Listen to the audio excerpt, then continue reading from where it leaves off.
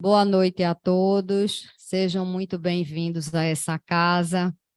Hoje teremos uma palestra aqui com o Luiz. A palestra que o Luiz vai fazer é Felicidade e Infelicidades Relativas. Ele fala sobre os aspectos, o tema filosófico, os aspectos sobre esse tema, onde trata de filósofos da Grécia, que falavam que a pessoa é feliz quando pratica o bem, quando faz as suas ações, e que são pessoas justas.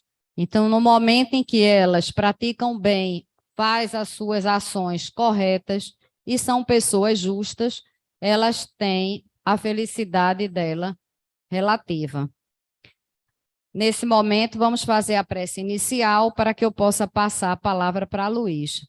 Peço a Deus, à equipe espiritual da casa, a todos os nossos protetores, para que tudo transcorra na paz, na harmonia.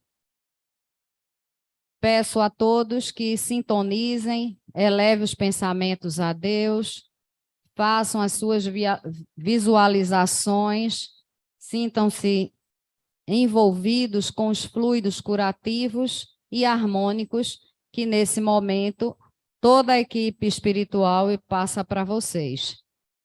Então, com essa prece, peço que todos fiquem atentos e absorvam todos os conhecimentos que aqui forem dados. Dessa forma, passo a palavra para Luiz, que vai começar a sua palestra. Assim seja.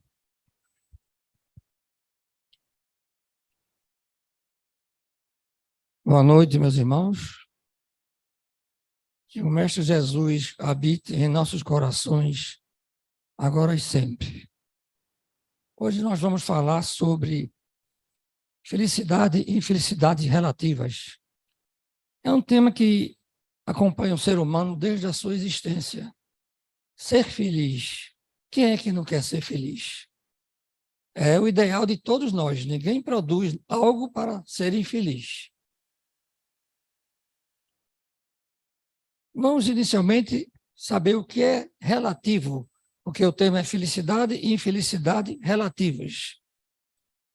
Relativo é que expressa a relação entre uma coisa e outra. Não é algo isolado, é algo correlacionado. O tempo é relativo e não pode ser medido exatamente do mesmo modo e por toda parte, segundo Albert Einstein. Ele referia-se ao fato de o tempo ser relativo, vinculando-o à velocidade. Isso mostra que felicidade e infelicidade não existem em termos absolutos, porque a vida é cíclica, a vida é energia, e nós emanamos tipos de energias diferentes durante todo o dia e que poderão nos trazer felicidade ou não. Alguns conceitos para que nós saibamos o que é felicidade, para entendermos o decorrer da nossa conversa. Jean-Jacques Rousseau, um filósofo francês, ele diz que todo homem quer ser feliz, mas para consegui-lo precisa antes compreender o que é a felicidade. Aí é o princípio, conhecer para poder entender e ter convicção.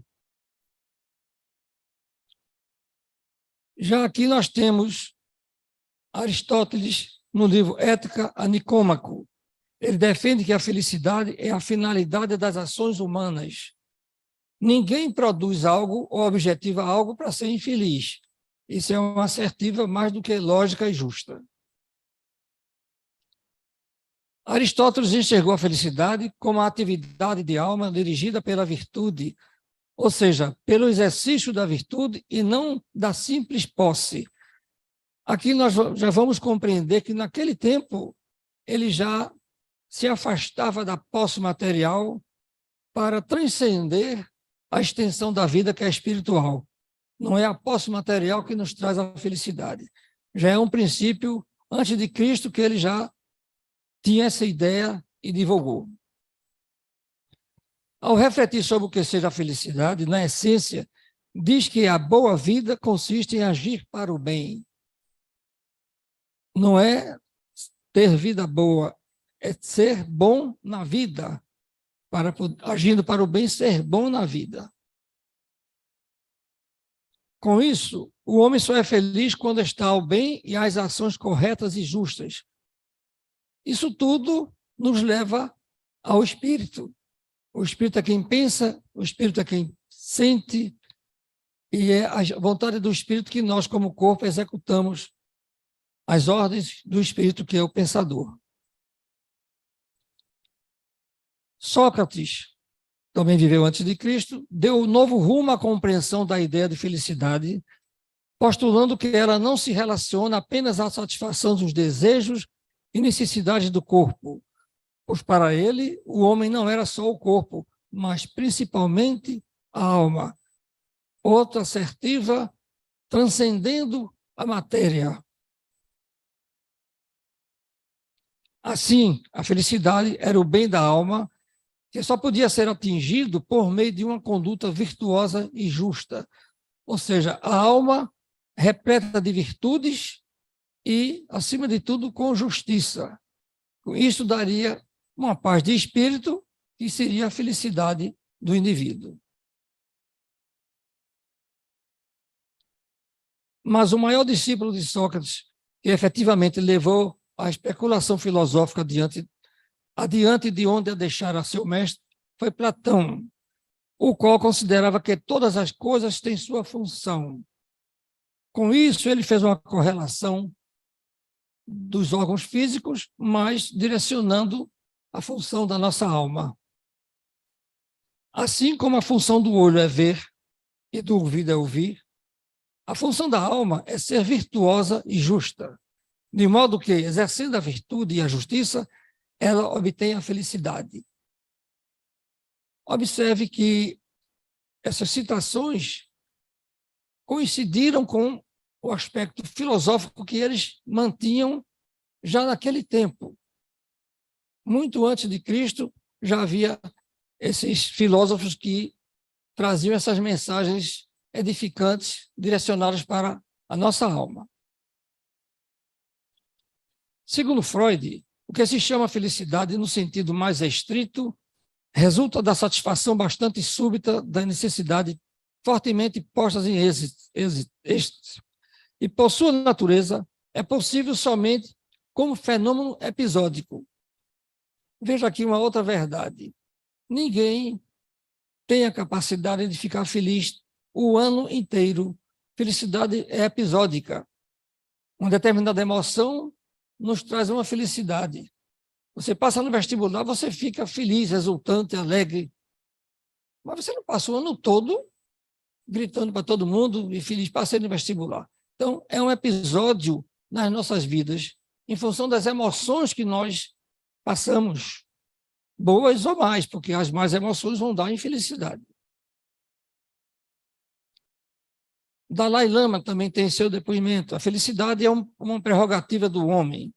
Ele a busca e todos têm o mesmo direito de querer conquistá-la. Olha aqui já um compromisso de cada um de nós, buscar para conquistar. Ou seja, a felicidade não vai bater na nossa porta para que nós demos as boas-vindas. Nós temos que buscá-la e conquistá-la. Isso tem tudo a ver com o nosso comportamento, a partir dos nossos pensamentos.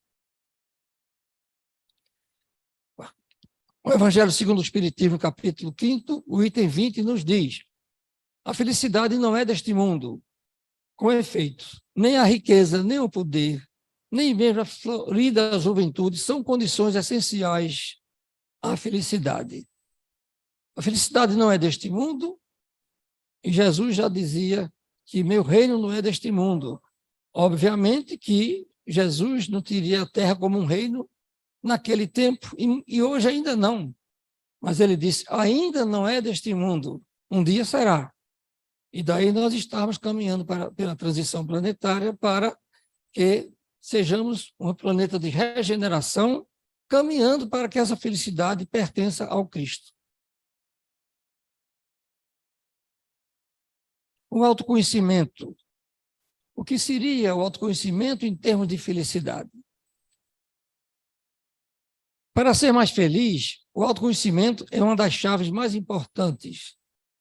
Por quê?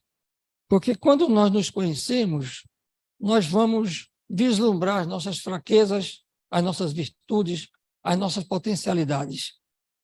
Isso, de forma humilde, nós vamos sentir que naquelas fraquezas nós precisamos eliminar e nas virtudes aprimorar. Com isso, a nossa autoestima vai crescer e nós vamos ter uma condição melhor de vida quando nos conhecemos. Quando tomamos consciência pessoal da nossa identidade, nossos valores e habilidades, estamos no caminho para sermos felizes. É a convicção do seu potencial e você ter a certeza que aquilo você domina, que aquilo você faz. A autoestima não é orgulho, é você valorizar o que você é. Quando uma pessoa alcança um estado de felicidade, sente-se mais completa e capacidade suficiente para enfrentar qualquer tipo de situação. Esse estado de felicidade exige de nós o controle das emoções que vamos ver adiante, através dos pensamentos. E as nossas emoções, elas decorrem de fatos, de ocorrências externas ou mesmo de nossos pensamentos. Nós podemos ter pensamentos que desencadeiam emoções positivas ou não. Esse sentimento pode ser permanente e mais forte se desenvolvemos o nosso autoconhecimento. Daí a importância de nós sabermos o que somos e direcionarmos nossa vida dentro daquele padrão que somos, buscando o aprimoramento naquilo que está carente.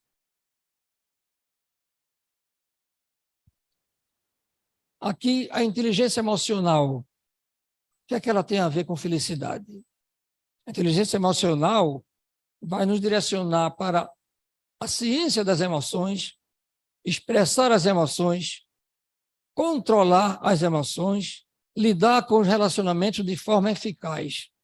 Se nós nos valemos da inteligência emocional, nós vamos começar a administrar tudo aquilo que nós, digamos assim, de súbito reagimos, porque nós temos um defeito muito grande, nós somos seres reagentes.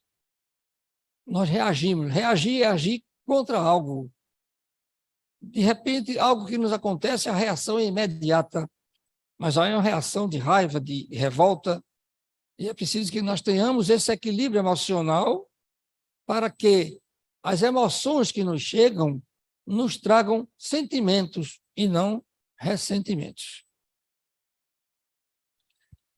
Aqui vamos para a questão 930 do Livro dos Espíritos, que eu pensei algumas questões desse capítulo, porque o capítulo é extenso e o tempo não daria para abordar todas as questões. É evidente que, se fossem os preconceitos sociais pelos quais se deixa o homem dominar, ele sempre acharia um trabalho qualquer que lhe proporcionasse meio de vida, embora deslocando-se da sua posição. Ou seja, a criatura muitas vezes tem um tipo de formação, mas a busca do emprego, da colocação, está difícil.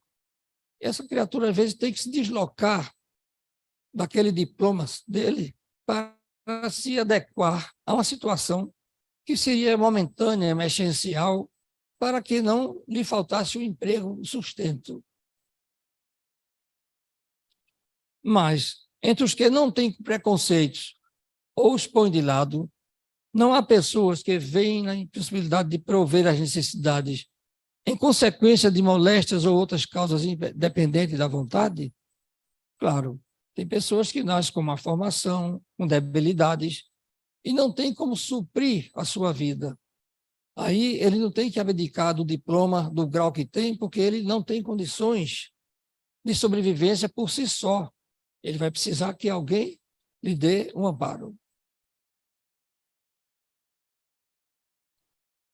Numa sociedade organizada, segundo a lei de Cristo, ninguém deve morrer de fome. Por quê? Porque Deus, na sua misericórdia, nos deu a vida e nos deu como nos mantemos vivos. A natureza. A nossa vida ela existe, depois que nascemos, através da natureza. A partir do oxigênio, da água, dos alimentos, é a forma de nós vivemos. E Deus nos deu isso em abundância. Com uma organização social criteriosa e previdente, ao homem só por culpa sua pode faltar o necessário. Aí entra o egoísmo do ser humano, que só quer amealhar, mas não quer dividir. Como se ele, no desencarne, levasse todos os bens adquiridos. Mas tem quem pense nisso ainda. Porém, suas próprias faltas são frequentemente resultado do meio onde se acha colocado. Comumente se diz que o homem é produto do meio. É uma verdade. Mas o homem interfere também no meio, influencia o meio. Tanto é que Jesus aqui esteve para modificar a conduta daquela civilização, impactou e deixou muita gente perplexa. Mas muitos o seguiram, não a maioria, mas muitos foram sensibilizados pela sua presença, pela sua forma de agir, de orientar, de perdoar. Então, nós podemos influenciar o meio e o meio também nos traz a sua cota de influência. Quando praticar a lei de Deus, terá uma ordem social fundada na justiça e na solidariedade. E ele próprio também será melhor. Quando nós procuramos acolher o semelhante em qualquer das suas dificuldades, é a caridade que está sendo efetivada. Mas isso internamente nós também nos melhoramos, porque a nossa psicosfera, o nosso sentimento de amor, de caridade, de fraternidade, nos dão uma melhora orgânica também, e de ordem mental, muito mais. Aqui vamos ter um comentário de Miramês. No dia em que o Evangelho de Jesus penetrar as portas da política e os homens que a praticam o colocarem como carta de luz, na magnitude que ele alcançou, nada vai faltar para o homem, porque Deus não dá a miséria, e sim dá abundância, em todos os ramos da vida que o ser humano possa estar. Então, o Evangelho, quando chegar em nossas consciências, desabrochar no nosso coração pelas atitudes evangélicas, nós teremos um mundo de fraternidade, o mundo que Jesus quer para ser seu reino.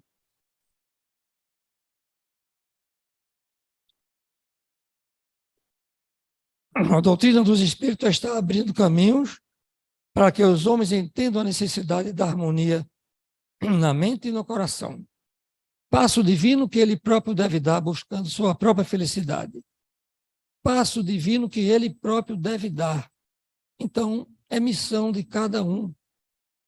Não podemos terceirizar a nossa obrigação diante do Evangelho de Cristo. É um passo individual. E nós precisamos ser aquilo que queremos que o mundo seja para nós. Somos uma gota d'água no oceano da sociedade. Essa gota d'água vai influenciar aquele oceano. É preciso ter consciência dessa necessidade, abdicando de muitas coisas que nós fazemos por conta do egoísmo e do orgulho. A questão 793, que foi citada anteriormente, nos diz: por que indício se pode reconhecer uma civilização completa?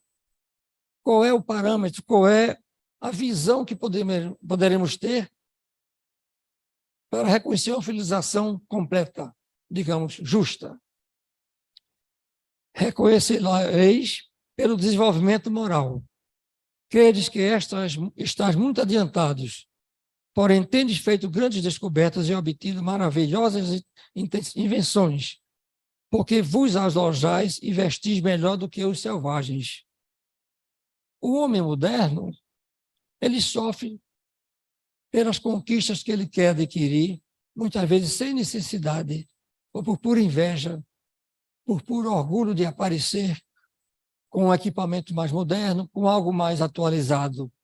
Isso faz parte do seu sofrimento, da sua infelicidade, já que ele não tem condições, mas fica invejando e almejando aquilo que não pode conseguir.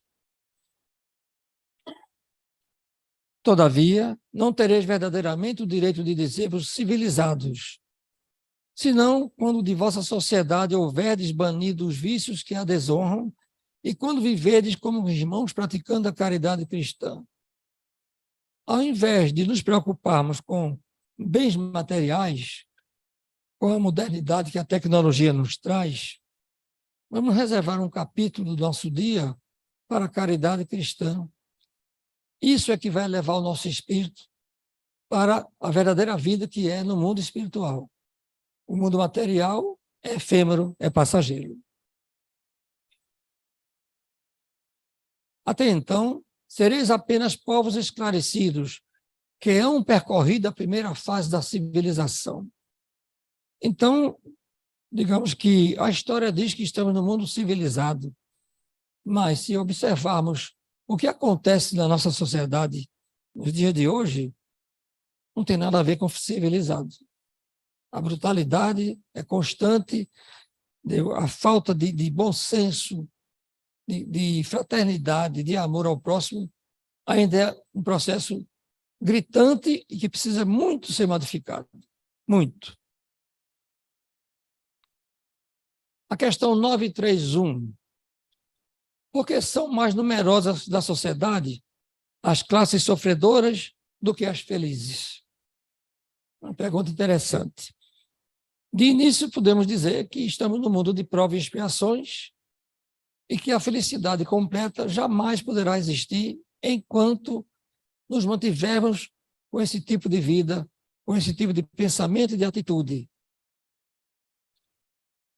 Nenhuma é perfeitamente feliz. E o que julgar ser a felicidade muitas vezes oculta pungentes aflições. O sofrimento está por toda parte. Falando em bens materiais, quantas vezes observamos os acontecimentos e vemos que criaturas abastadas, com grandes fortunas, que vivem no caos, verdadeiro caos, sem dormir, preocupado com as finanças, com o estado dos seus pertences, com a bolsa de valores. Olha aí, a grande fortuna trazendo ansiedade e infelicidade para o ser. Então está se vendo que as riquezas não nos dão felicidade.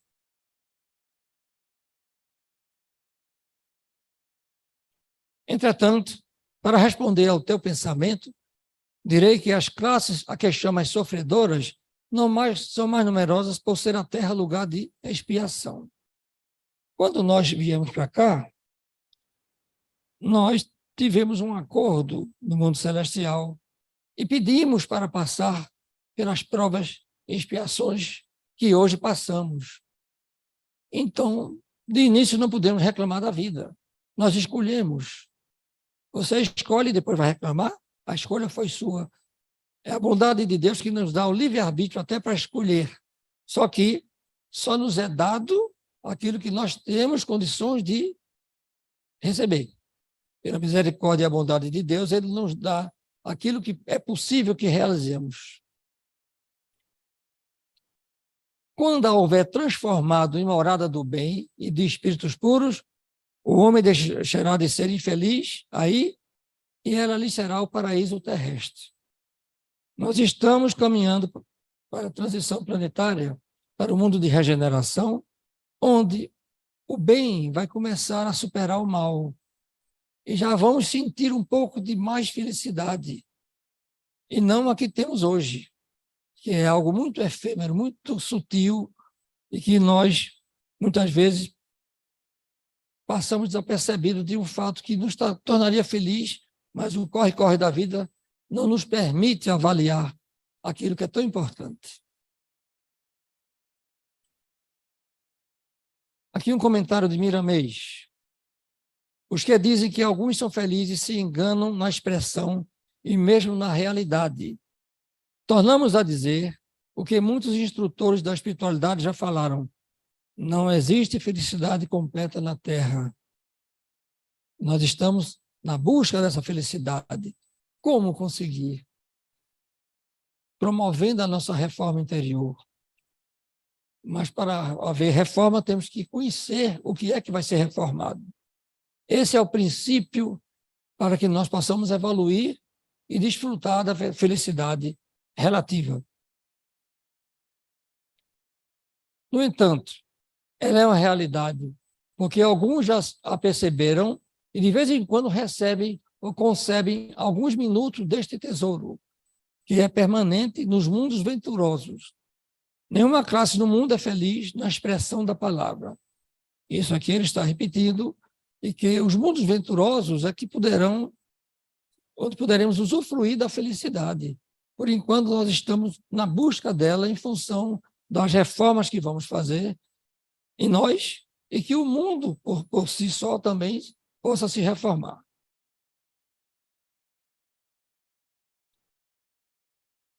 Alguns, aqui e ali, sentem a existência da felicidade e procuram ir em busca da paz que o Cristo tem com abundância.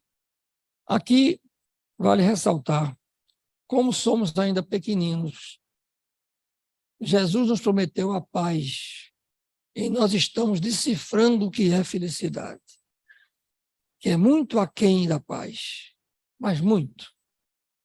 Então, nós estamos aqui tentando decifrar, equacionar, definir algo muito longe daquilo que Jesus prometeu, que foi a paz. Ele não prometeu felicidade para ninguém, porque a paz transcende ao que nós somos hoje, uma matéria densa, com nossos equívocos, nossos erros.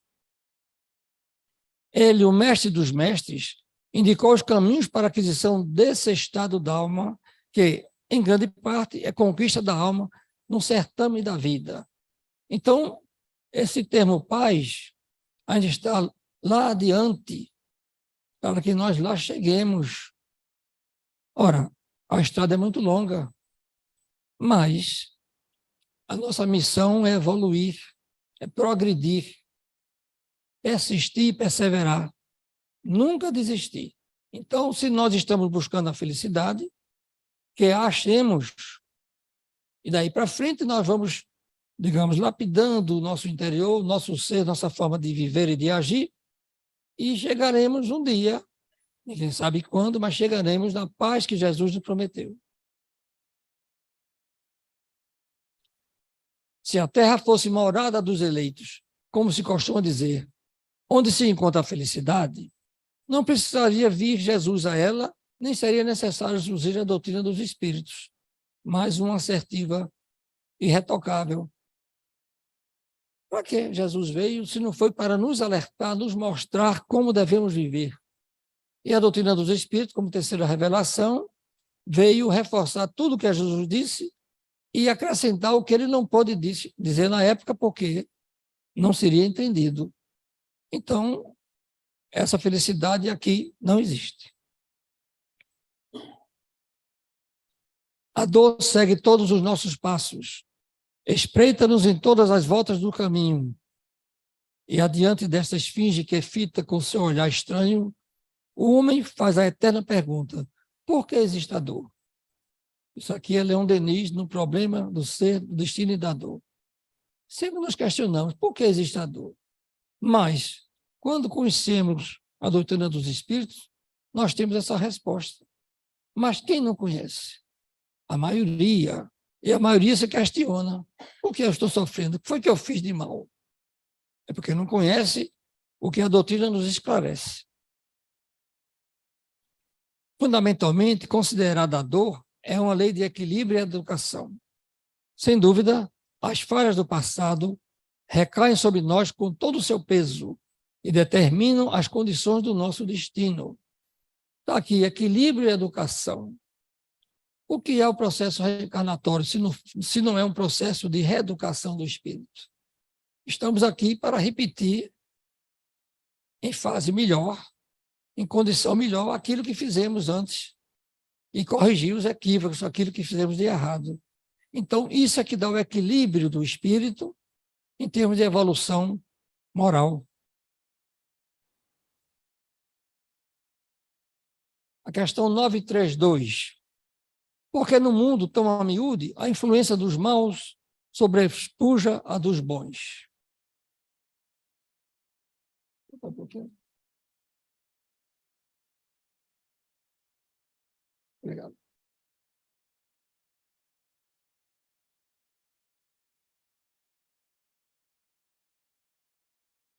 Por fraqueza destes, os maus são intrigantes e audaciosos, os bons são tímidos.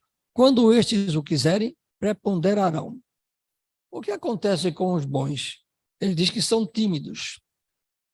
Mas, diante do mal, nós não podemos e não devemos ficar tímidos, porque nós seremos omissos.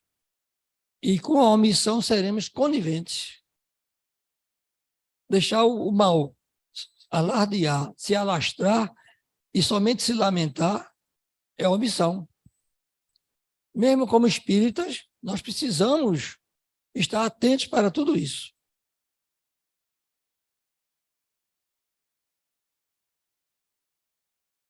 Aqui temos um comentário de Miramês.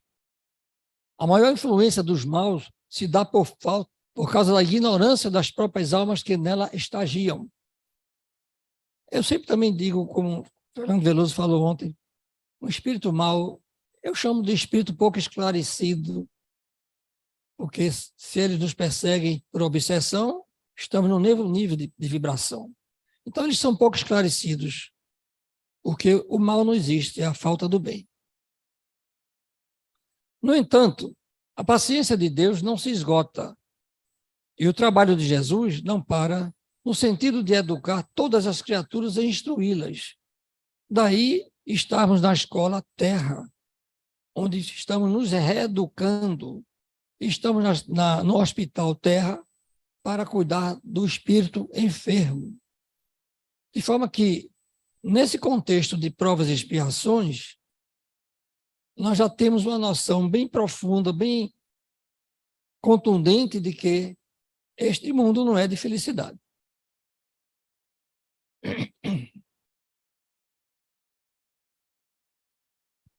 Esse exercício é demorado, mas se faz. Numerosas falanges de espírito, sob a direção de Jesus Cristo, trabalham junto aos homens no sentido de amanhar os corações empedernidos do mal. Esses homens não são maus, disse Jesus, mas ignoram a verdade que ele liberta. Ora, como espíritas, nós temos uma obrigação bem maior de compreender esses que agem pela atitude do mal, porque eles não têm consciência daquilo que estão fazendo. Eles podem ter, digamos, um estado de atenção para fazer aquilo, mas as consequências, os danos morais para os outros que eles estão atingindo, eles não alcançam, porque essa verdade que liberta está longe deles ainda. E de nós também.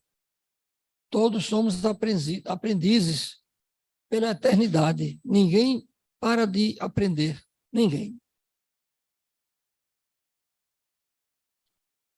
O mal pode-se dizer, na altura da compreensão mais elevada, não existe. Somente o que tem vida eterna é o bem, o equilíbrio, a harmonia universal. Ora, se somos filhos de Deus, e Deus é justo, bom, infinitamente, ele não iria criar o mal. O mal depende da atitude do ser humano. Aí instala-se aquele estado mal. Se desejas melhorar, pensa em Jesus, fala com Jesus, anda com Jesus, trabalha com Jesus. Mas, acima de tudo, vive os preceitos do Mestre, como ele viveu. Desta forma, conhecerás a verdade, conhecendo a ti mesmo. Voltamos à tecla do autoconhecimento, da necessidade de desbravarmos o nosso interior, vermos as nossas potencialidades, os nossos talentos, aprimorá-los e ver também os inúmeros equívocos e erros e imperfeições que temos e procurar extirpá-los da nossa vida. É um processo. Isso não é com rapidez, porque nós temos no nosso arcabouço, na nossa história pretérita, todos esses equívocos de milhares de anos. Nós somos espíritos velhos. E para mudar não é fácil, mas é preciso que demos o primeiro passo.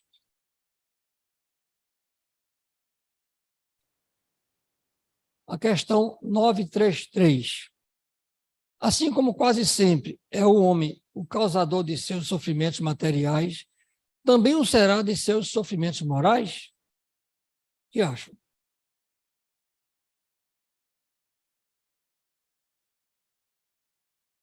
Mais ainda, porque os sofrimentos materiais algumas vezes independem da vontade, mas o orgulho ferido, a ambição frustrada, a ansiedade da avareza, a inveja, o ciúme, todas as paixões, numa palavra, são torturas da alma. A inveja e o ciúme, felizes os que desconhecem estes dois vermes roedores. Então, observemos que os nossos sofrimentos morais têm tudo a ver com nossas imperfeições, que é o difícil de melhorar, porque o crescimento intelectual, o homem vai muito bem, tecnologia, a ciência avançou demasiadamente bem, mas está com muito atraso em função da melhora moral, que é o espírito que precisa disto, não é o corpo. O corpo, se prevalece da vida material, usufrui da tecnologia, é importante, isso aqui é uma tecnologia, é útil, mas não é a principal missão de nós. Nossa missão na Terra é evoluir intelecto e moralmente. E o moralmente está sempre para trás. Para aquele que a inveja e o ciúme atacam, não há calma nem repouso possíveis. Observemos que o que é o invejoso? Eu resumo dizendo que é aquele que não tem capacidade que o outro faz. Como ele não tem capacidade, ele inveja. Ele bota defeitos, mas ele não se esforça para fazer melhor. É a lei do conforto, a lei do menor esforço, entendeu? O comodismo, ele prefere ter inveja e criticar, sem trazer nenhuma sugestão para a melhora. À sua frente, como fantasmas, que lhe não dão trégua e o perseguem até durante o sono, se levantam os objetos de sua cobiça, do seu ódio, do seu despeito. Então, essa criatura vive algemada àquele que inveja. Não tem paz. É a verdadeira obsessão, que fica ligado naquele que fez algo e que ele não tem como fazer, nem procura querer fazer, nem estudar, mas fica batendo na tecla da inveja, que só faz prejudicar. O invejoso e o ciumento vivem ardendo em contínua febre. Será essa uma situação desejável? E não compreendeis que, com as suas paixões, o homem cria para si mesmo suplícios voluntários, tornando-se a terra verdadeiro inferno? Então, a criatura que vive num clima desse, de inveja, não vive em paz, e muito menos com felicidade. Porque ele vive a vida do outro, não a vida dele. Ele esquece do seu caminho, das suas obrigações, e se fixa naquele que ele considera até um algoz, porque aquele fez, apareceu, e ele ficou na obscuridade. Mas falta de quê? De evangelização, de conhecimento.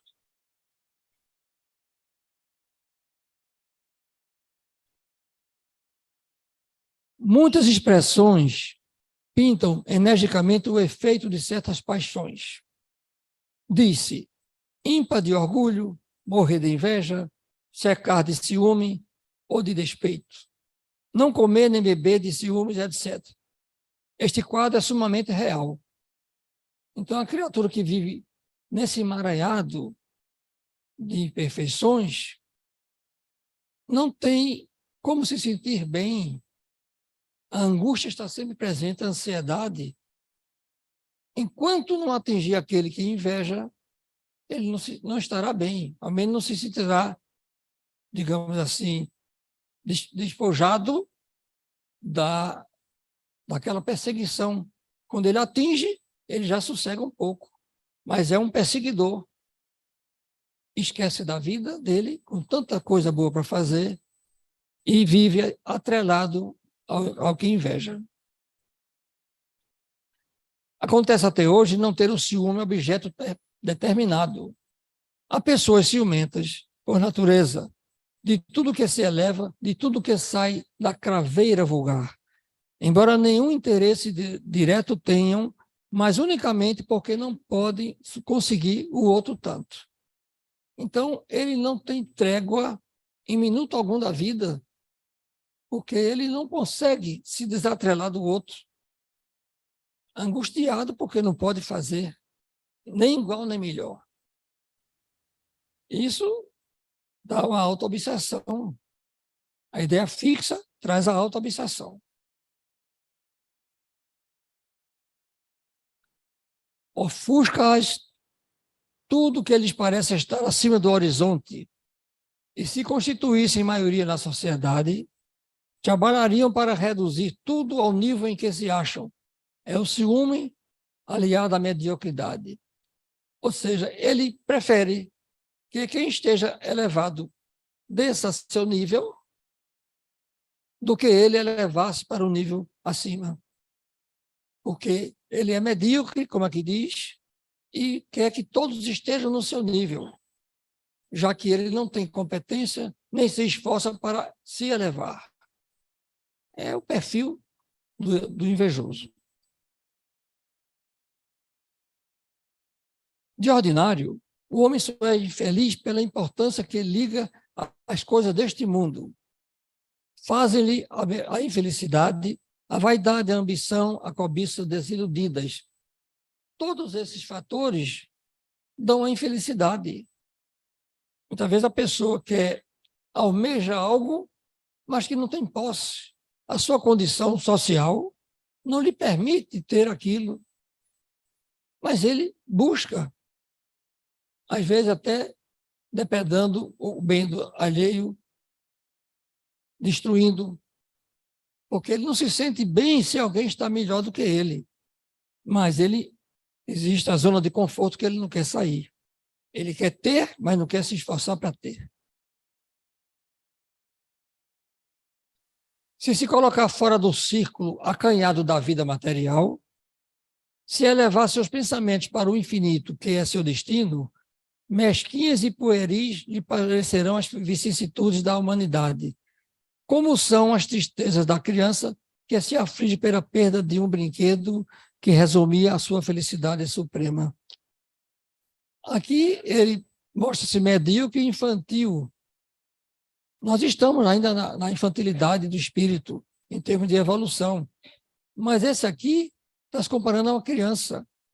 Se perder um brinquedo que é o seu resumo de vida, o mundo se acaba. Então, é uma criatura que não desfruta da vida, porque ele vive a vida dos outros.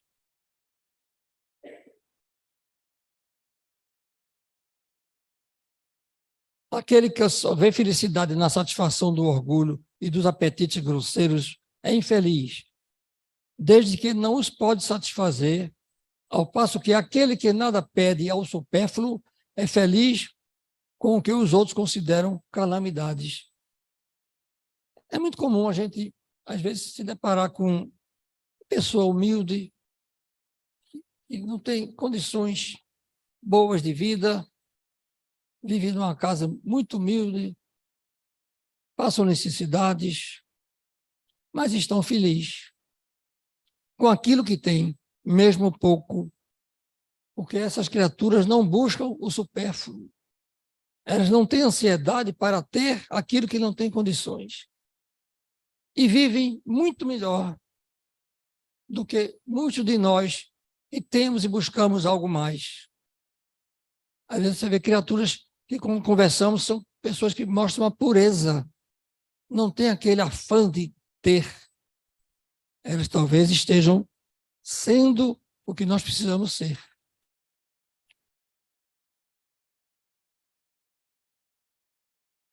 Referimos-nos ao homem civilizado, porquanto o selvagem sendo mais limitadas as suas necessidades, não têm os mesmos motivos de cobiça e de angústias. Diversa é a sua maneira de ver as coisas. São essas criaturas que vivem bem melhor, porque não necessariamente o selvagem, mas criaturas da nossa época mesmo, conhecemos pessoas humildes que se contentam com um pouco que têm e não vemos reclamação, não sentimos nenhuma angústia. Então, isso aí é a criatura que tem uma índole boa, que não se envolveu no que a mídia tanto nos oferece de consumo e vivem bem.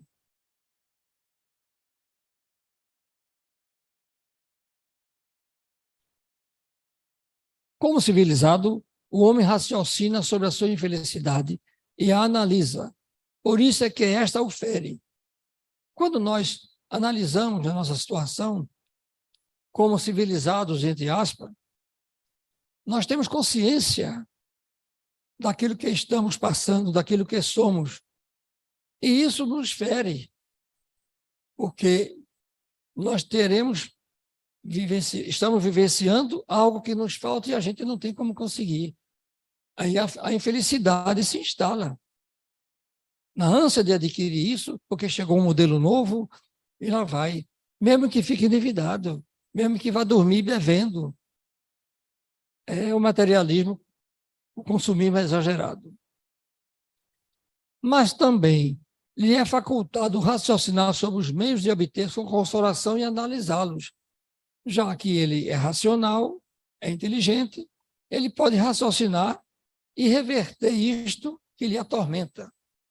Mas vai depender de quê? Dele, do orgulho que ele tem, do egoísmo, essas mazelas que nos envolvem para que ele alcance essa verdade, se melhore e se desatrele dessas angústias. Essa consolação ele a encontra no sentimento cristão, que lhe dá a esperança de melhor futuro, e no espiritismo, que lhe dá a certeza desse futuro. Essa afirmativa quanto ao espiritismo é uma grande realidade, porque o espiritismo nos esclarece, nos consola e nos redime, nos esclarece que a vida não é do berço ao túmulo, que a vida continua. Nos redime porque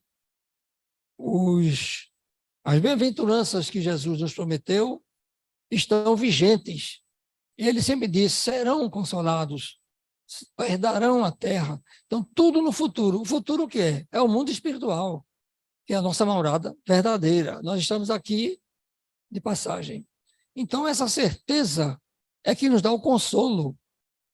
E como nós alcançamos essa verdade, que nos compete é transmitir aquilo que nos conforta, que nos dá força para continuar vivendo, mesmo com as atribulações da vida, com as vicissitudes próprias da nossa condição de morar no orbe terrestre.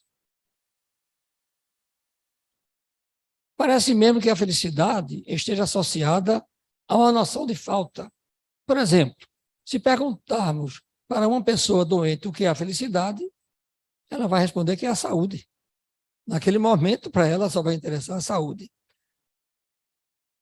Para uma pessoa endividada, a resposta que teremos será que o dinheiro é a felicidade. É o que vai suprir aquela falta.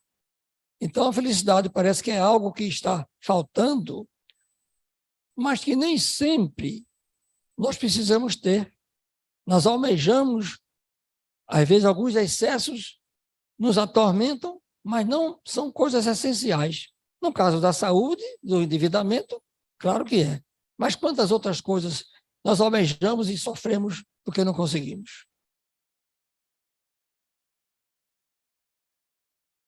A felicidade é um estado de ânimo que se traduz num sentimento de satisfação. Quem é feliz está alegre, está exultante. Então, é um sentimento que nós precisamos cultivar no dia a dia. Necessariamente não vai passar 24 horas feliz, mas não vai porque não há condição. Mas aquele minutinho de felicidade, transformemos em horas de felicidade. Vamos valorizar as coisas boas que nos acontecem e usufruir desses momentos. Isso chama-se filosofia de vida. Quem é feliz sente-se à vontade, contente e de bem com a vida. O conceito de felicidade é subjetivo e relativo. A minha felicidade não é igual a nenhum de vocês, que somos espíritos individuais, com sentimentos e emoções individuais. Cada um sente da sua forma. E não temos como ser iguais, jamais. Não existe qualquer índice de felicidade, nenhuma categoria que tenhamos de alcançar para nos considerarmos pessoas felizes. Não podemos aferir a felicidade. Se alguém passa no vestibular, sai pulando, gritando aos quatro cantos do mundo. Tem outros que ficam alegres, só fazem sorrir. Tem outros que choram de felicidade. Então, observe que cada um tem seu parâmetro, tem seu tipo de felicidade em cada momento. À medida que vamos vivenciando o amor, estaremos cada vez mais ampliando o nosso estado de felicidade, que fará com que o cérebro libere naturalmente os neurotransmissores específicos. Observemos, adiante vocês vão ver algo aí sobre isso. E nossos sentimentos e emoções são os gatilhos para que os neurotransmissores emitam mensagem para nossas glândulas e que joguem na corrente sanguínea os hormônios correspondentes àquilo. Dopamina, serotonina, endorfina, ocitocina, para que possamos, em nível biológico, sentir esse estado emocional. Então, a emoção chega ao corpo físico através dessa energia da felicidade. Então, nós vamos ter, esses hormônios vão, digamos assim, incentivar esse estado de felicidade, de euforia. Mas isso não é o dia todo, isso é aquele momento, como já foi dito por Freud, são episódios. Felicidade são fatos episódicos. Aqui está. A lágrima decorre de um sentimento.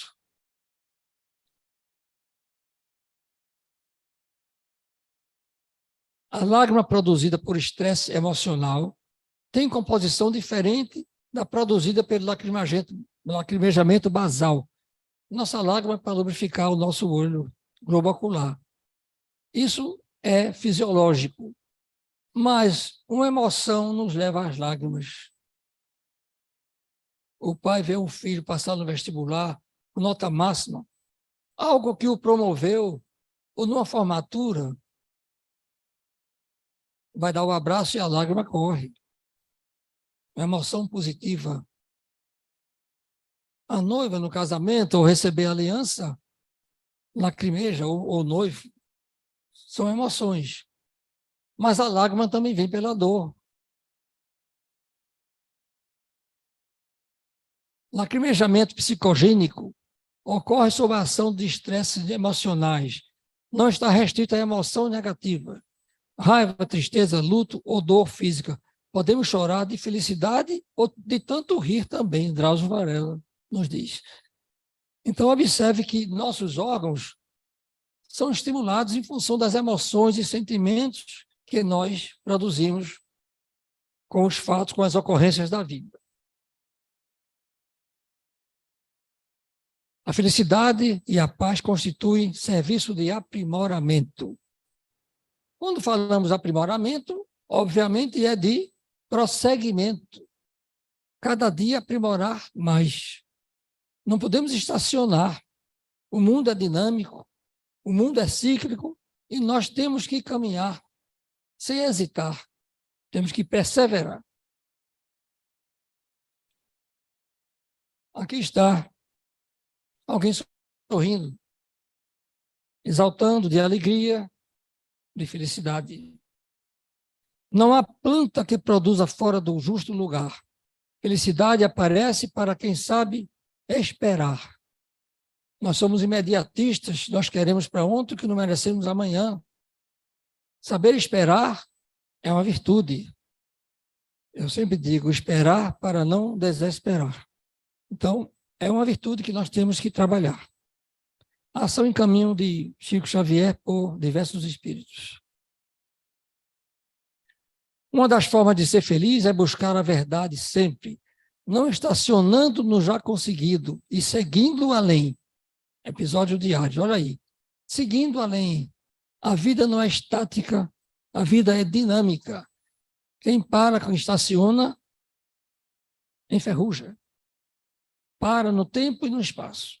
O mundo passa e a criatura ficou no mesmo. Não tenhas, porém, a pretensão de obrigar os outros a aceitarem o que hajas conquistado. Aí a nossa compreensão para que o próximo, não exijamos do próximo aquilo que nós já conseguimos. Busquemos ajudá-lo, mas não exigir que ele já compreenda, porque ele não conhece ainda. Então, é um fato que a gente tem que levar em conta para que não fique criticando aquele que não alcançou o que a gente já chegou. Aqui uma pergunta, quem quer ser feliz? Ninguém? Todo mundo quer ser feliz. Veja bem, depois dessa viagem tão breve com vocês, será que a gente agora sabe o que é felicidade? Com tantas definições filosóficas, com tantos exemplos práticos, será que conseguimos saber o que é felicidade? Eu tenho a minha definição de felicidade. Primeiramente, não devemos estacionar em nada. Buscar a felicidade é buscar o seu mundo interior para que você administre os fatos, as emoções e os sentimentos, para que as emoções não gerem ressentimentos. Primeiro passo. Mas eu defino felicidade dessa forma. Felicidade é um cochilo do tempo em momentos de nossas vidas. É fugaz. Paz e luz, muito obrigado. Bem, gente, de tudo que foi falado, a gente ficou bem. Uma coisa a gente conclui, que a felicidade está totalmente desatrelada à matéria. E nós só seremos felizes, de fato, quando todos forem felizes. Enquanto houver uma pessoa em sofrimento, nós não seremos felizes de fato.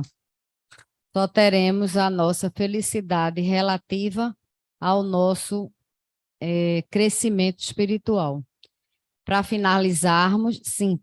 E lembrando mais uma vez, para quem chegou depois, temos o curso de passe, estamos no segundo encontro, mas não tem problema, vocês podem vir às 19h30, na próxima quinta-feira. É importante que você conheça o que é o passe, para que esse recebimento de energia seja mais eficaz. Passar para Fidelis para ele fazer a prece final. Deus de bondade e misericórdia, espiritualidade desta casa de oração e trabalho, agradecemos, Senhor, por mais este trabalho sendo realizado aqui nesta noite de hoje, para que o nosso aprendizado venha ser fortalecido com muita paz, com muito amor e com muita felicidade. Que a paz do Senhor esteja conosco e o amor de Cristo nos ilumine. Possamos voltar ao nosso lares na santa e divina paz. Passa a palavra para nossa irmã, para que ela possa dar por encerrado os trabalhos da noite de hoje. Que assim seja. Boa noite a todos, e quem quiser tomar o passe, a pessoa da coordenação vai chamar. Fiquem com Deus e um bom regresso para seus lares.